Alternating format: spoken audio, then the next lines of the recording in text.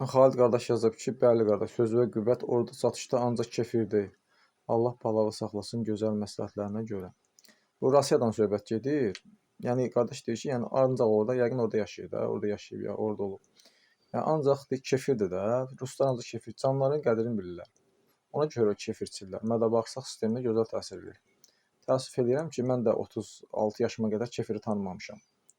Amma xərçəng xəstəliyi mənə gəlib tapandan sonra çox şey bilmişəm.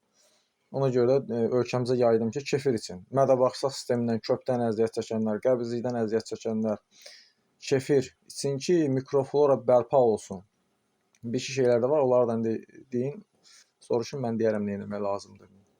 Ki, mükəmməl bir vəziyyətə gəlsin mədə-bağırsaq sistemi. Probiotik var tərkibində, qatıqda yoxdur, kefirdə var. Mən də bunları paylaşıram, sonra özüm tapmıram dükanda. Braziliya qozunu reklam elədim. Bir yaxınlarda deyəndə dünəndən İsrail getdim, razından Braziliya qozu almağa yoxdur. Hamısını daşıyıb qurtarmısınız. İndi kim alıbsa mənə də bir damcı versin, tapa bilmirəm. Arada yemək lazımdır, onu həftədə bir iki dəfə yemək lazımdır heç olmasa. Çünki qalxan var vəziyyət lazımdır.